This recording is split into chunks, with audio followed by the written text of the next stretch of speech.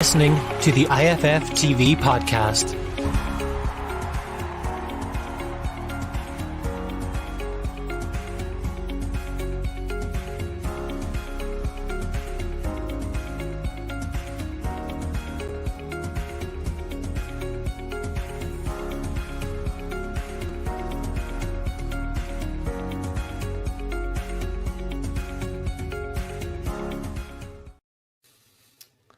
Hello, Macador's Football Fan TV. This is our League of Ireland First Division show. Paul Nealon joined by Gary Spain as always, and we are going to get straight in. Bray 1, Athlone 2. Athlone continuing their fabulous form at the start of the season. Curtis Byrne with 2 goals and Andrew Quinn with the goal for Bray. Bray actually took the lead in the 7th minute, and then all the goals came within the first 15 minutes. The 11th minute and 14th minute, Curtis Byrne got a quick fire double, and that was it. That seemed to be enough. But Athlone are absolutely flying at the moment, aren't they? Oh, they're flying, Paul. I mean, top of the table, but they went down to Turner's Cross and beat Cork, who would have been expected to be up the top of the table. They've gone to the Carlisle grounds now and beaten Bray. They beat Galway, who are probably the favourites for the title. And only for the only game they were really caught in was away to UCD when they were leading up until the 90th minute. So they have been definitely the surprise packet. I don't think anyone tipped them to be top of the table. But if you do look at the players, and I mean, and I said this on last week's show, I'm certainly shocked at how well Athlone are doing, but they did finish the season very well. And they do have some very, very experienced quality League of Ireland players with Premier Division experience. The likes of Curtis Byrne, who got the 2 goals, as you said, Adam Wickstead, Michael Schlingerman in goal. So they have some quality players, but what a shock to see them top of the table. Can they continue it? I don't know. I'm not convinced, but hey, they've been shocking me and surprising me so far. And to come from behind and win in the Carlisle grounds was really impressive, because Bray had made a decent start themselves. They'd gone to Tolka and got a very good point in a 3-3 draw. And, well, they'd also drawn on the opening day with Treaty. One they'd probably be disappointed, and one they felt they should have won. But what a start for Athlone, and clear at the top of the table. Well, hats off to them. Yeah, I'm just reading there that they've got the top 10 points for 4 games, and they've bought well. I think we said that on last week's show, that they've bought well. They've really good quality players there, like Curtis Byrne, like James Duna, Aidan Friel. So they've got good players in amongst that. Adam Wickstead as well. So they've got good players in that squad, and experienced players who've played, Premier Division football as well. But as well as that, and saying that they're experienced, they're still kind of young as well. So it's not like they're, getting over the hill or anything like that. But I think they've bought really well, really smartly, and they've been a surprise package so far this season, because kind of having a similar start to the season as Finn Harps, maybe you would say, if you were to liken them to someone in the Premier Division. Yeah, definitely. I mean, they've been down at the bottom of the table for the last couple of years, and I think most people expected them to do that. Now, if you did look last season, they made an awful start to the season. They did come back after lockdown, and they had some impressive wins. Didn't really move them up the table, but they had a fantastic cup run. And I know people can look at the horrible result in the semi-final, but that was Dundalk. They got Dundalk on a really, really, really good day, and a bad day for Athlone. And part of the problem was there. They didn't try and keep the score down. They kept trying to play. But leave that aside for a second, because they did definitely improve considerably in the second half of the season. And they've taken that form into this season, and they've done incredibly well. And I don't see Finn Harps fans in the Premier Division, I don't see Finn Harps mounting a title challenge or even getting into Europe, but I think Finn Harps will comfortably avoid relegation. Athlone may well keep this up, and even though I don't think they'll win the division, they could well get a playoff spot and be in contention to get promotion via the playoffs. Yeah, well, I think as well as that, Bray, I don't think they'll be too disheartened, because they, I think Athlone actually will be competing. It's just such a mad open division that anyone can literally beat anyone, and I think that's shown so far this season. It's just a worry for Bray is that they haven't won a game yet. So I think they drew with Treaty in the opening day, drew with Shells, which is a great point at Talca, then was a draw with UCD. So they've only got 3 points in the 4 games. If you look back to last season, I mean, Bray led the division for much of the year, and they got caught on basically the last day. Galway shocked them at the Carlisle grounds and effectively handed a title to Drogheda. So they would have, and then in the playoffs they got caught as well when they at home against Galway. They were maybe a bit unfortunate to lose 1-0. It was a late goal. It was a game that could have gone either way. I was actually at that game, so they would have expected to be right up there because they've got a lot of seasoned Premier Division players as well, and guys in their 20s still at the peak of their game. So they would have expected to be better. Now, it is still early days, but I think losing at home to Athlone will be a big disappointment for them, as would their opening draw with Treaty. Probably delighted with the point against Shells and likewise against UCD. I don't think you can be too disappointed with drawing that game either. But 1 defeat in 4 or else no wins in 4. It depends what way you look at it, glass half full, glass half empty. I do still expect Bray to be up near the top of the table at the end, and but probably in the playoffs, not winning the division this time. Well, Paul Tierney was at the game and he spoke with manager Adrian Carberry and goal scorer Curtis Byrne after the game, so you can hear what they had to say here. Paul Tierney here from Irish Football Fan TV, joined by Adrian Carberry after Athlone Town's 2-1 victory at the Carlisle to make it 10 points out of 12 and 3 wins out of 3 wins out of 4. Adrian, how do you feel after that? Look, I feel delighted after that. Brilliant performance by the guys. Again, another one of these workmanlike performances where we were under a bit of pressure, soaked up a bit of pressure in the second half, but did very well, did fantastic and got across the line in the end. Yeah, definitely. And obviously Curtis Byrne at the double, he's your captain. He was brilliant tonight as well. He's really starting to make the difference for you. Yeah, Paul, we see him in training every night. Fantastic, unbelievable what that guy can do with a ball, but does work hard as well. People say, he doesn't work hard, he doesn't do this. Probably worked exceptionally hard going back to Bay first tonight, and we needed that. Sorry, yeah, keep going. Yeah, we needed that tonight, and especially near the end, he got back to the edge of the box, got in across and cleared it for us as well. But the 2 goals in the first half, just different level, in fairness. Great work by Aidan Freely for the first one, great ball in, and got on the end of it. The second goal, some fantastic football by the lads, and Curtis is there. He's quality, in fairness to him, and a great finish. Yeah, and obviously Adam Wickstead, he got an assist again tonight as well. The difference the lads you brought in have made from last year have been unbelievable, taking us to the top already. Yeah, it's fantastic, and they're a great bunch of lads. They're in there now, and we're trying to keep it going and keep our heads on the ground, and our feet on the ground, not get too carried away, because it is going to be, Paul, game by game. It's a very tough division, very tough. Bray, fantastic team. Very unlucky tonight, I thought, but we're happy how it ended first, and I think we got the bit of luck we deserved. I thought too as well, especially after the first half performance. I thought we were brilliant, and I think we deserved it. Yeah, and finally we'll end on this. You have Wexford at home next week. Obviously they haven't got a win yet. What's your thoughts on that? Brian O'Sullivan, a great guy down there at Wexford, haven't got a win, but by God, they'll make it hard for us next week. I just said to the guys, just mentioned it. We do a thing where we get, we have a look at this game tonight. We assess where we could do better, but then it's straight away onto Wexford now, and they're going to cause us problems. We have to be ready for that. So it's going to be a tough game, always is with Wexford, and I expect nothing different next week. Yeah, that's great, Adrian. Thanks very much. Thanks for being fair. Paul Tierney here from Irish Football Fan TV, joined by Curtis Byrne after Athlone won 2-1 at the Carlisle. Curtis, how did you feel after that? That was tough. I'm not going to lie. We rode our luck in the second half, but I felt in the first half we done enough to win the game, and we just seen it out there. So we're happy, but we're not getting carried away with ourselves. 4 games in, and we'll look to Wexford now next week. It will be a tough game at home. Yeah, and obviously you got 2 goals yourself, your first 2 goals for the club. You must be delighted with that. Yeah, happy to score and contribute, and once we win the game, I don't really care who scores, to be honest with you. So it's most important to get 3 points, and we've done that tonight. Yeah, and obviously you've brought in 14 new signings since the thing, you being one of them as well. How has it gelled so well? Because you're top of the league. Yeah, pre-season was tough. We played some tough games, and I don't think we won a game, to be honest with you. But then we went to the UCD away, and we just gelled straight away, and in every game now we've just kicked on, and the last 3 games especially have been tough games. and we've came out on top. So yeah, we're happy. Yeah, and finally you mentioned Wexford next. How do you think that'll go?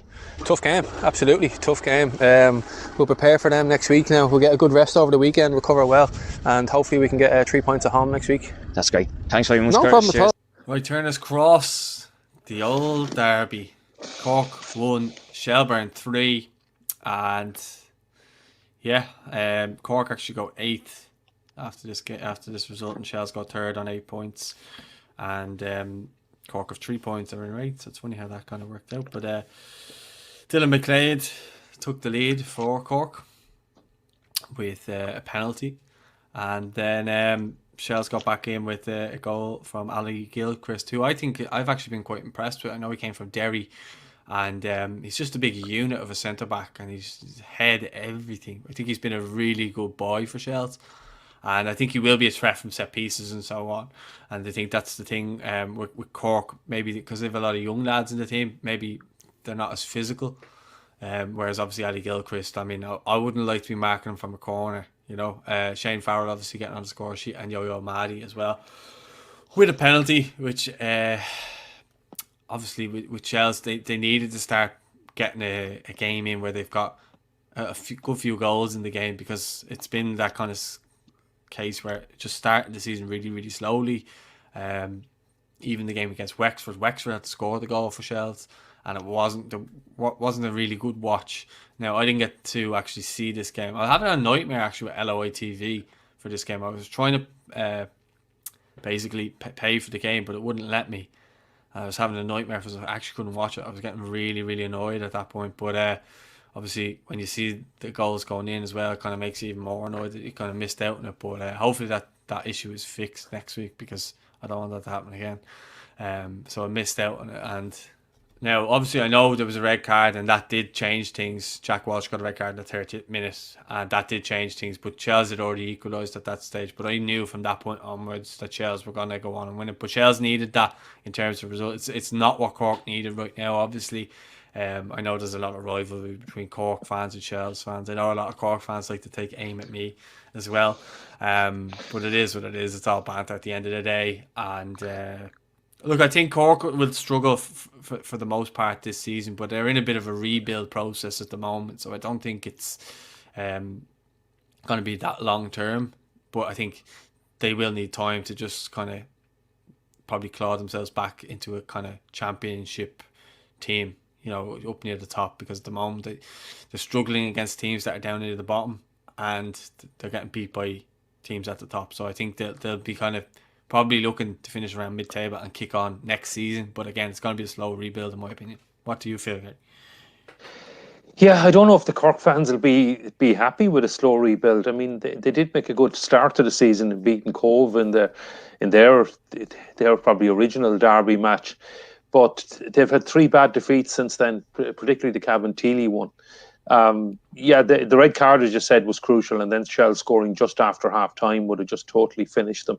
I mean, Cork would actually have gone ahead of Shells had they won on Friday night. Now the gap is 5 points and looking insurmountable. Even at this early stage, it's very hard to see Cork actually winning this division and going straight up. I think their fans would have expected them to challenge for promotion. I don't think they're going to accept a season where Cork are struggling near the bottom of the first division. And it is going to be very difficult. I mean, it's only 4 years since they were champions of the country. They won the double. And now they're struggling near the bottom of the first division, losing to teams like Cabinteely. And that's going to be a big blow for them. And now, as I said, it is very early days. They do have some good players. They could well still get into the playoffs, and who knows? I mean, anything can happen in the playoffs. I don't think many people expected Longford to come through the playoffs last season. So it's a long season. It's 27 games. We've only played 4, so there's a hell of a long way to go.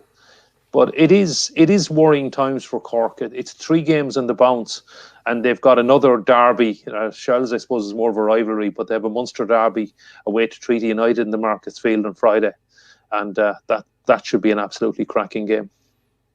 Is that a newly formed Munster derby now because of Treaty? Well, it is 2 Munster teams. I mean, I'm just joking. I always remember growing up in Limerick, we would always have a special. In my day, it was Cork Hibs and Cork Celtic and Waterford, and we would always have they were always special games. And I suppose also in my childhood, when I was going first in the early 70s, Cork Hibs won the league in 71 and the cup in 72 and 3. Celtic were champions in 74. And before my time, but running into my time, Waterford won 6 leagues in 8 seasons up to 1973. So you're talking about the best teams in the country were in Munster at the time, and Limerick also won the FAI Cup in 71. So even though Limerick actually went into decline for most of the early years that I can remember, it was still great times in Munster football. And unfortunately, not so good at the moment, but hopefully better days are ahead. Yeah, well, I think that's all we can really say. Shell's be looking now to kick on from here and just, go on a bit of a rampage and run. And I suppose the players that have came in now have been of real good quality. They've the likes of Luke Byrne back, Glenn McCauley should be back as well from suspension too. So it should be no excuses now for Shells to kick on. They've got the squad, and they should be kicking on from here, in my opinion. I'm sure you feel the exact same way. So anything to add on that just before I move on to UCD? Yeah, no, I think Shells have got to be favourites to win the division now. As you said, they've got the squad. Probably very unfortunate to end up in the playoffs last season, only thanks to the fantastic run of Finn Harps at the end. And then probably a little bit unfortunate to lose in the playoffs. But made a decent start to the season. Looked like they've got the best squad. I had said at the start of the season that I was between Shelbourne and Galway. But at the moment, Shelbourne have got to be happier with the start. Yeah, it seems to be Shells and Athlone now are the two teams, but and UCD, who we're going to get on to now. But UCD with a 4-1 win over Cabinteely. I suppose that was a bit of a shock, in my opinion, anyway, to see that result. A big talking point here was obviously the fact that Galway were given the walkover and Cabinteely were protesting before the game. They put out a statement, and then the players protested on the pitch due to not being happy, obviously, with the decision of the game. And I think Pat Devlin, I seen he did an interview as well, and he basically came out saying he wasn't happy that they were given a walkover. He felt like he could have fielded the team, and he'd rather go out and get beat 4-1 by fielding the team against Galway, that was. But that's kind of because they had started the season well, Cobh, so I think that's kind of de-rallied their season a little bit. But on UCD, Colin Whelan gets a hat-trick, Donal Higgins scores, and then Dean Casey gets a consolation goal for Cabinteely. But UCD now are flying, you would have to say. I think they're a dark horse for the promotion, in my opinion. And as I say, Cobh will feel a little bit aggrieved, or not a little bit, they will feel aggrieved, and they're obviously not happy about the situation. And it seems that Pat Evans said that kind of affected their performance as well. Yeah, I do have a lot of sympathy for Cabinteely, because my understanding is the HSE wouldn't let them play. And if you remember the same situation last season, in that Derry City had the points awarded against them, and they appealed it. They were very aggrieved because the Northern Ireland health authorities wouldn't let them travel. So now I know it's in the participation agreement, and that they are the rules, and you lose it. But I hope then there's going to be some consistency, because if the likes of if this happens to Shamrock Rovers and the HSE say you can't play, will the same thing apply? Because I think that's where Cabinteely are coming from, and they also feel they were hard done by last year in the playoffs with the whole scenario with Wexford, and they had made a fantastic start to the season. They'd gone down to Wexford and won. They'd beaten Cork City at home. And I'm sure they wanted to play the game against Galway. They would have been really excited about that. And they had shocked everyone last season with how well they'd done. And probably, frankly, it shocked us again. Maybe we shouldn't have been shocked. But yeah, it is in the rules. It is in the participation agreement. So then the points had to be awarded to Galway. So I just hope there's consistency then. If it happens to a big club, the same thing's going to be done. From UCD perspective, they always seem to surprise. They always seem to pick up players. Keeping Colin Whelan was huge for them. He scored so many goals for them last year. They lost Yo-Yo Magdy, but to keep Colin Whelan was really important. And they always seem to find players. They always seem to be there or thereabouts. very impressive win for them. Following on from a very impressive start to the season, and suddenly their point on opening night against Athlone is looking more and more impressive as well. But again, probably a team, they finished in the playoff positions last season. Maybe I didn't expect them to do as well again this season, but they'll probably prove me wrong and probably be there or thereabouts for the playoffs again. And hats off to them, a great start and a great win. So yeah, I think that's it in regards to that game. Obviously, Cabinteely, hopefully they can start bouncing back and getting results again. I like them; they're a good club, and I hope that they can maybe make up for it later on in the season or something like that. But on to a game you were at in Amedisi Park. Galway won, Treaty United won. So the floor is yours. Tell me all about it. Oh, travelling down to Amedisi Park, I would have bitten your hand off for a point. I really thought this was going to be the game Galway were going to really kick on, and I was a bit fearful the likes of Conor McCormick and Shane Duggan were just going to control the midfield, and Treaty were going to face the first defeat of the season. And I know I'm meant to be neutral, but my Limerick bias, I was obviously secretly cheering for Treaty United, but Treaty played really, really, really well. Started the game on the front foot and deservedly took the lead midway through the first half. A very well worked goal. Joel Custrain went down the left, fed Mark Ludden, the overlapping full back. Great run, pinpoint cross, and Ed McCarthy made a run in to the far post and met it with a bullet header and gave Conor Kearns no chance. And in the 5 minutes after that, Treaty really could have got a second and had a couple of chances, cut Galway open. I think had the second goal gone in, it could have been game over. And Galway then finally, the last 20 minutes of the first half, finally got a grip in the game, started to put some pressure on the Treaty. And even though we were happy enough to see the halftime whistle, they didn't really open Treaty up. And for such a big squad and a full-time squad, I expected a lot more from Galway. Second half, and the other thing I would say is you could see John Caulfield going absolutely mad. I mean, after the Treaty goal and the chances after that, he was very animated right in front of us, and he got the subs out of the stand to warm up after about 25 minutes. They really send a message to the players, and that maybe they certainly did improve a bit in the latter half of the first half. Second half was mainly Galway. They had most of the territory in possession. Ty Grind had to make a couple of good saves, but Treaty were well organised at the back. And that's despite losing Anto O'Donnell, who's, I believe, injured in training. So he missed out on the game completely. He would probably been Treaty's best player this season at centre half. But Alan Murphy had a great chance on as a sub to win it for Treaty, clean through, good save from Conor Kearns. But it really looked like the game was petering out to a 1-0 win. And in the 94th minute, a free to Galway just inside the Treaty half. And it was disappointing defending. And instead of just defending the 18-yard line, they dropped back more like their own 6-yard line.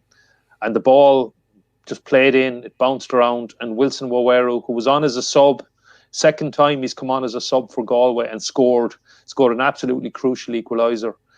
And it'll feel like a win for Galway. It felt like a defeat for Treaty. But looking back at it in the cold light of day, it really was a very good point. It's still, from a Treaty perspective, an unbeaten start to the season. Gone to Bray, got a draw, gone to Galway and got a draw, as well as a home win over Wexford and a home draw over Cobh. And the other big bonus for Treaty was keeping 11 men on the pitch for the first time this season. From a Galway point of view, I would have expected a lot more. I mean, I was going down there looking to see. They did incredibly well last season. When John Caulfield took over, Galway were down near the bottom of the team, bottom of the league. They hadn't even won a game, I think, or one win. They went on a fantastic run to even make the playoffs. Fantastic win over Bray, which cost Bray the title, as we were talking about, and that got them into the playoffs. And then had a great win in the Carlisle grounds again in the playoffs, and probably caught a bit by surprise was it extra time in the UCD Bowl against Longford. So I really expect them to kick on this season. I expected it to be Galway and Shells battling for the title, and it may still pan out like that. But I would have expected a lot more from this. this was a full-time professional outfit against a part-time squad that has been gathered together cobbled together a couple of weeks before the start of the season. And we talked about Dundalk and Pats in the Premier Division show, and I think this is a bit like that because I'm not saying Galway's in the turmoil that Dundalk is in, but Treaty United, Tommy Barrett's got them playing really as a team, as a unit, everybody fighting for each other, and they're really playing as a team. In a bit like Stephen O'Donnell has got Pats and probably playing above themselves and getting results. Whereas Galway, if you look at the players, they clearly have the bigger names, the better players, but they're not playing as a team yet. Now, it is early days. John Caulfield's a top manager. He's won league titles. He's won FAI Cups. And he had them playing really well last season. I'm sure they'll be playing that well again. But it's just not going right for Galway yet. They haven't won a match on the pitch. I know they were given the points for that Cabinteely win, but that's not ideal for them. And big game for Galway now against UCD on Friday night in Eamon DC Park. And that's starting to become a must-win for them because they don't want Shells disappearing over the horizon.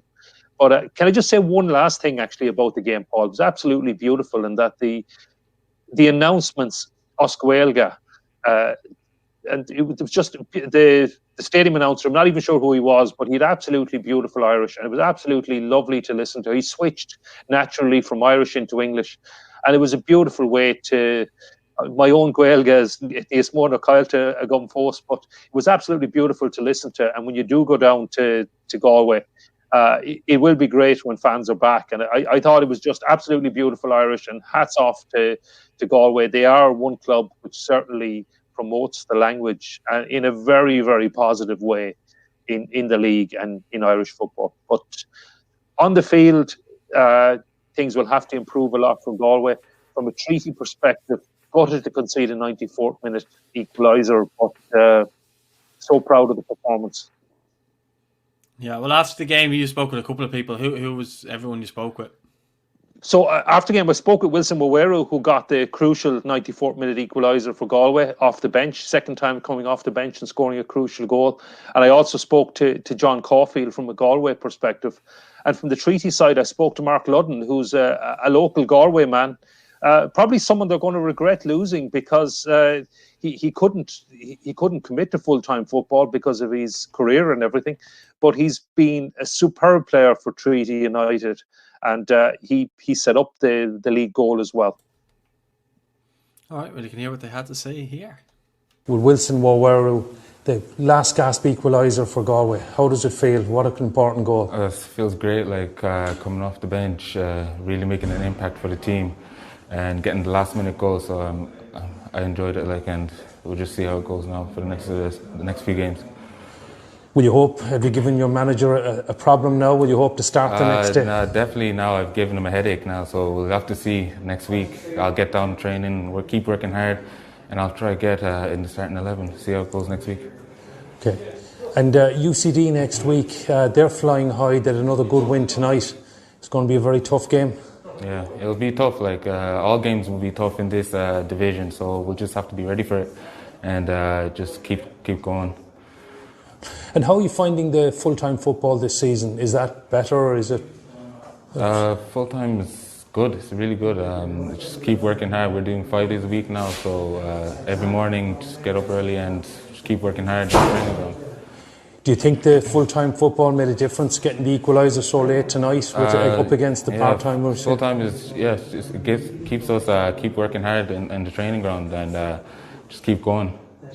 Okay, that's great. Thanks, Wilson. Best of luck. Bray Spain here for Irish Football Fan TV with Galway United manager John Caulfield. John, are you happy with the point, considering you scored so late? You have to be in the context of the match, because we had a few chances second half and Tygroy made some good saves, but Limerick played really well and defended well and were really good in the counter-attack. But, when you go into the 90th minute and you're one down and you get the equaliser, you have to be happy then, Does it say something about the character of your side that you still kept going right to the end and got the equaliser so late? Yeah, well, it'd be disappointed if we didn't have that, but to be fair to the lads, they kept going. Overall, I suppose, in the match, we tried hard with a lot of possession, struggled to break Treaty down, but to be fair, they defended really, really well. got a great goal, and we were chasing the match then. But second half we had a couple of chances midway through that, if we had scored, maybe so. But the longer we went on, they regrouped and defended in block, and it was good for Wilson to get the goal. That's the second goal that he scored this season, and we'll take the point. He comes off the bench and scores the equaliser. Is he giving you a nice problem for next week? Yeah, well, it's great for him because look, he's good. He's impact. We've a lot of time for him. We like him, and he's done well in a couple of games he's come on. So yeah, it does. Look at the same at the moment. We're not scoring goals; are hard to come by. So he's got two in two games coming on, which is good. UCD next week. They're in flying form. It's going to be a very tough game. Every game is tough. Every week, I keep saying this. That every game anyone can beat anyone, and it's another game here to look forward to. We know how good they are, and we'll have to work hard during the week to see can we match them. That's great, thanks John. It's Gary Spain here for Irish Football Fan TV with Mark Ludden of Treaty United. Mark, it must have been sickening to concede that goal right at the end.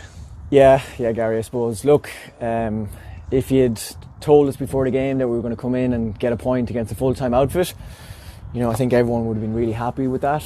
But the way we played tonight, and the endeavour and the hard work and the chances that we created, and to concede in the 93rd minute, the last kick of the game, hurt. Like, we come into that dressing room disappointed after playing really, really well for large parts of that game. You still must be happy though, an unbeaten start, a team that was cobbled together. I mean, everyone was only signed a couple of weeks before the start of the season. You've done incredibly well. Yeah, in fairness to Tommy and the crew, they've done really well. Like, we were assembled within 72 hours, Gary, and that first night, as I said to Adrian during the week, that first night was probably 50 people, and we didn't know what was going on, and then we had to sign by Thursday, and my first 90 minutes and most of the lads' first 90 minutes was against Bray. So we're still not up to speed. There's still more to improve from this team. And I think over the last few weeks, okay, we got the 3 sending offs, but last week against Cobh, if we keep 11 men on the pitch, we win that game.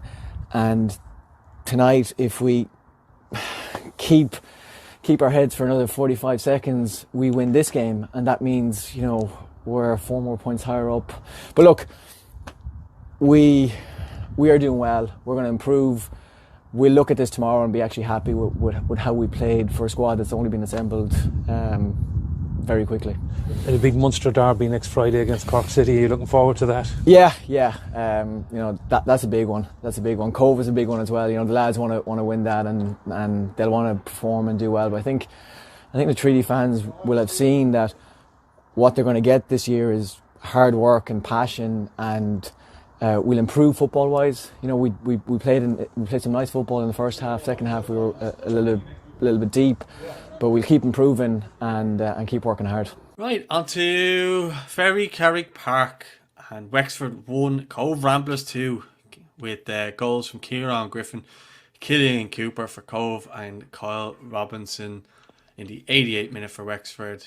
And it was a game, I suppose, that we had people covering games all over both divisions, but unfortunately not at that game. So didn't really get a chance to see how that kind of panned out in that sense. But not really a surprise for me. I would have thought the game would have been close. But the result, it's not a result that shocked me type of thing. You know what I mean? I think they'd be battling amongst each other anyway throughout the season. Yeah, I don't expect either team really to be challenging for the playoffs or the title. I think Wexford are probably a bit better than they've lost their opening 4 games, and I saw them. They're a bit unfortunate to lose to Treaty United. They'll probably feel they're very unfortunate to lose to Shells, as you said earlier, to an own goal. So beaten by the odd goal in 4 games, it's they will start picking up points soon. They have a couple of good players.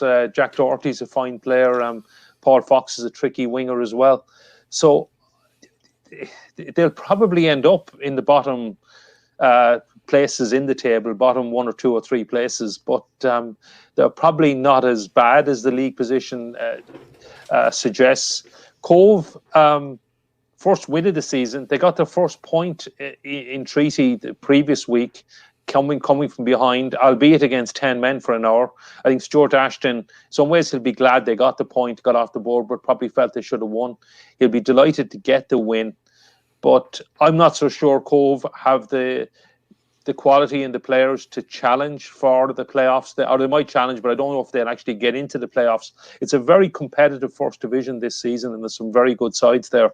And you have to figure out the guys likes of Shelbourne, Athlone, Galway, UCD, Bray, maybe even Treaty, maybe Cork City. That there's too many teams already in contention for the playoffs for the likes of Cobh or Wexford to challenge that. Yeah, well, I think obviously you saw Cobh. I got to see Wexford last week or whatever, and look, they put up a good fight against Shells, but they didn't really scare Shells. Like, looked like they were going to score type of thing, and I think they might find goals hard to come by this season. But yeah, I think just to finish off on, I think it was one of those games where I could have probably gone either way. Cobh got the win, and they'll be delighted with that, you know. Yeah, first win. It's always good to get your first win on the board. And now Stuart Ashton is probably looking at a 2-game unbeaten run as opposed to a disappointing start to the season, losing to Cork and getting hammered at home by UCD. So it's amazing how things can turn around so quickly. But yeah, I'm sure Cobh will be delighted to get on the board with a win. 100%. Well, let us know your thoughts on anything we discussed regarding the first division. And don't forget to like the video. Don't forget to subscribe. And yeah, we'll speak to you all soon. Stay tuned for more content throughout the rest of the week.